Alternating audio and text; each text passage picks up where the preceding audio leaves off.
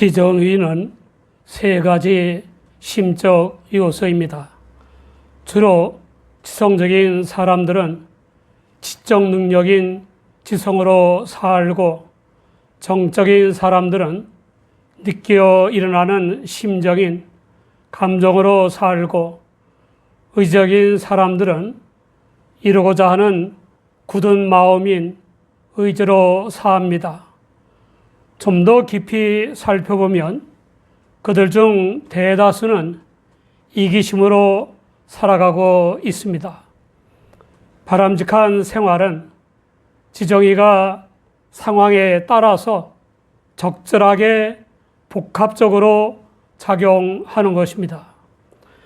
그런데 마가복음 8장 34절을 보면 인류 구원을 위해 오신 주 예수님은 무리와 제자들을 불러 이르시되 아무든지 나를 따라오려거든 자기를 부인하고 자기 십자가를 지고 나를 좇을 것이니라 라고 말씀하셨습니다.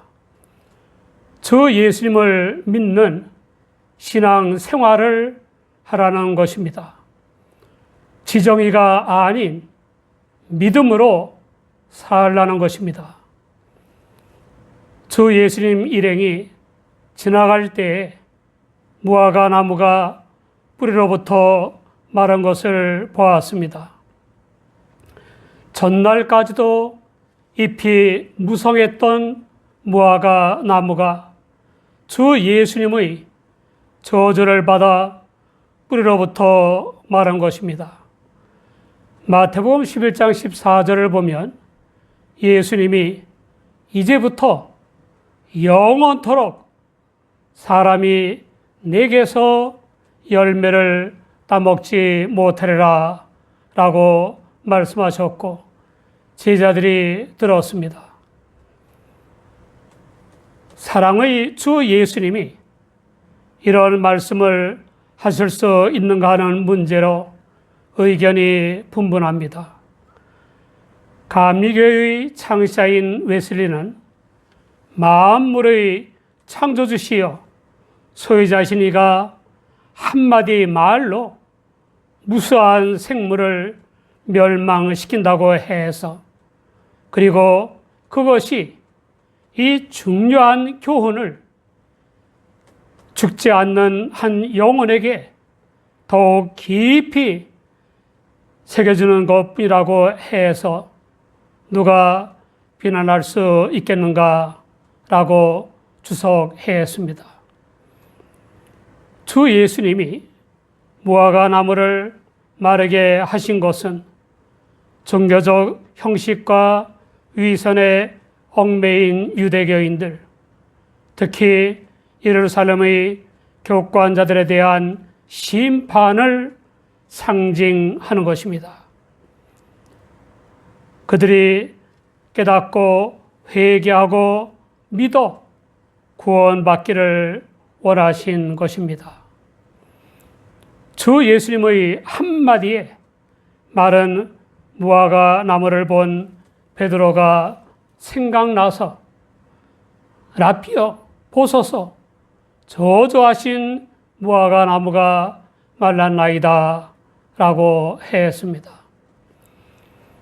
마태복음 21장 20절에는 제자들까지 말했다고 했습니다. 랍비라고 한 점과 주 예수님의 말씀에 무화과 나무가 뿌리로부터 마른 기적의 놀란 점을 보면 아직도 제자들이 예수님을 신적 능력을 가진 메시아로 믿지 못한 것을 알 수 있습니다. 그런 제자들과 유대 지도층을 비롯한 유대 교인들이 예수님의 말씀으로 무화과 나무가 마른 기적이 회개하고 예수님을 구주로 믿지 않으면 멸망할 것에 대한 상징임을 알 리가 없습니다. 그걸 알만한 영적 지각이 있는 믿음의 수준은 아니었습니다. 주 예수님은 한마디로 하나님을 믿으라 라고 말씀하셨습니다. 제자들의 믿음의 부족을 애들로 책망하는 동시에 기적을 일으키는 믿음을 갖도록 격려하는 것입니다. 하나님을 믿으라의 원문은 하나님 믿음을 가져라로 번역을 해야 합니다. 우리가 하나님을 믿는 것이 아니라 하나님의 선물인 하나님을 믿는 믿음을 가지라는 뜻입니다. 하나님의 선물인 믿음이야말로 불가능을 가능케 하는 위대한 힘입니다.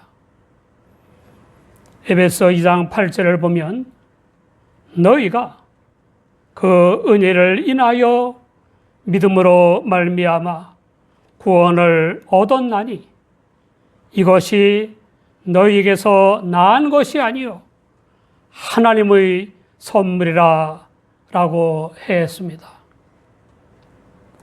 온 세상과 온 인류와 온 인류의 모든 것을 다 합쳐도 불가능하고 세상 모든 것을 다 가져도 불가능한 구원을 가능케 하는 것은 하나님의 은혜로 인한 믿음입니다.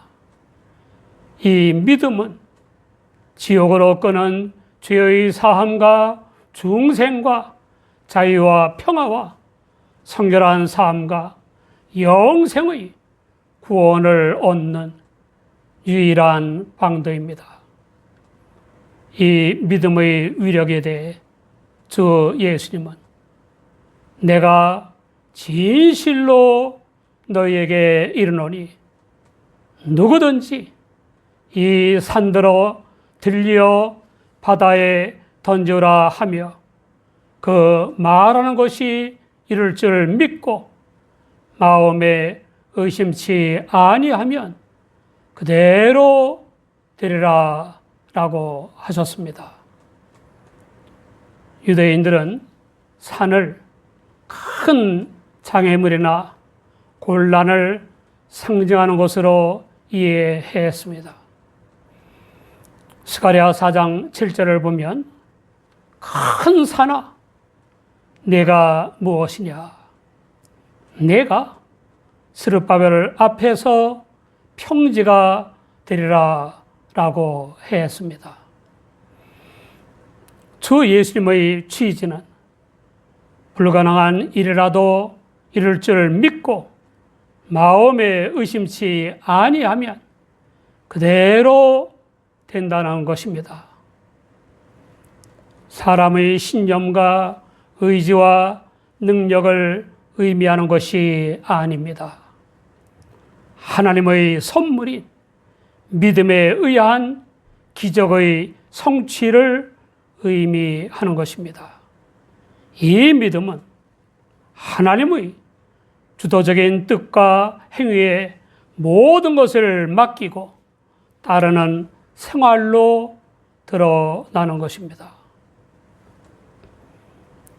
존 웨슬리는 영국으로 가는 동생과 함께 포트 로얄에 도착한 다음 날 아침에 그곳을 떠나 항해할 때의 일을 일기에 썼습니다.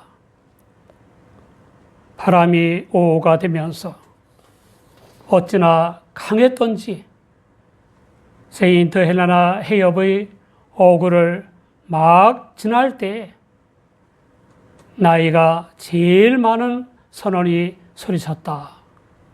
모두들 자신을 돌보시오. 나는 그에게 말했다. 하나님이 우리 모두를 보살피실 것입니다. 이 말이 떨어지자 거의 같은 순간에 돛대가 부러졌다. 나는 배가 가라앉는 순간을 포착하기 위하여 뱃전에 붙어 서 있었다. 사실 배는 언제 가라앉을지 몰랐다. 그렇다고 해서 그렇게 강한 바람과 심한 파도를 헤치고 해변까지 헤엄쳐갈 전망도 거의 없었다.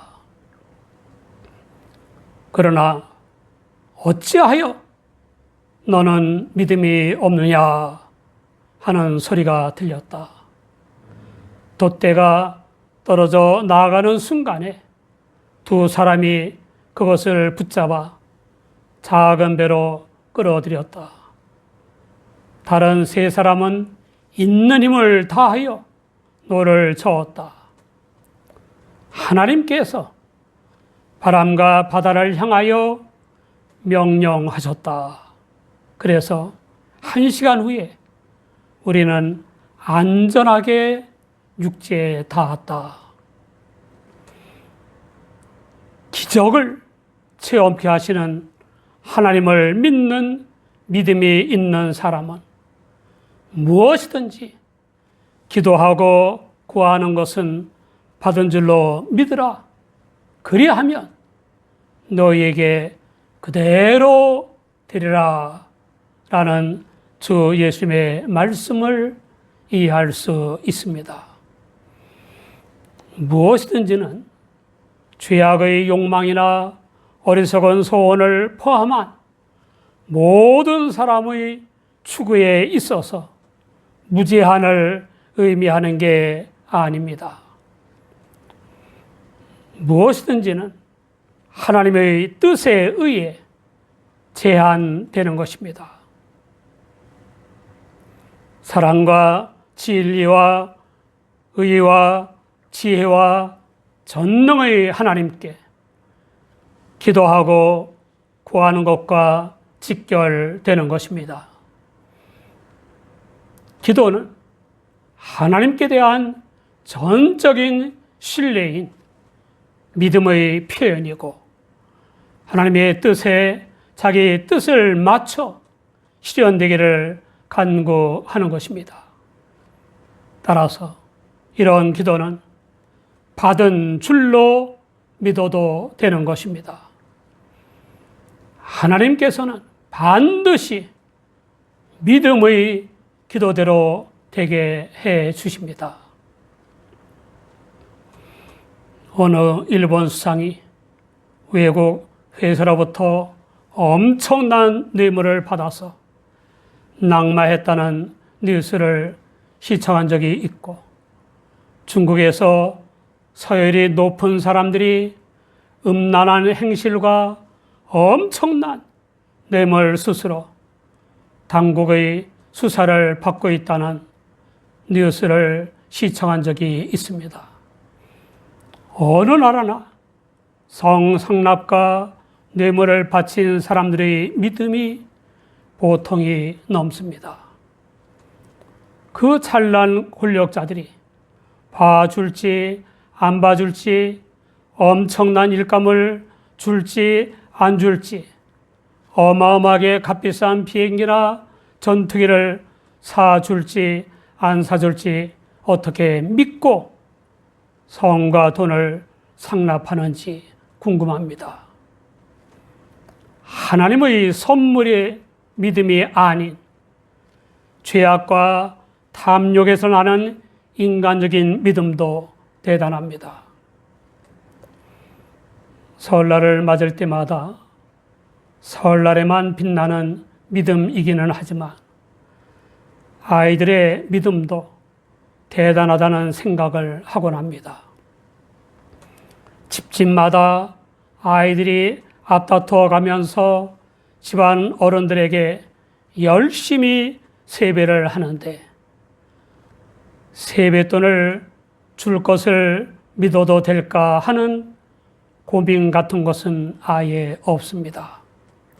세배하기 전부터 세뱃돈은 받은 줄로 믿는 것입니다. 인간관계에서의 인간적인 믿음도 그렇다면 하나님과 하나님의 은혜로운 선물인 믿음을 가진 성도와의 관계는 더 말할 것도 없지 않습니까?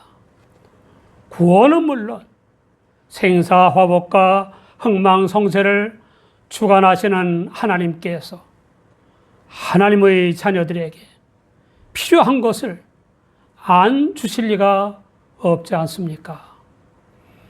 탐욕이나 죄악의 욕심을 위해 구하지 말고 하나님의 뜻을 조차 기도하고 구하라는 것입니다.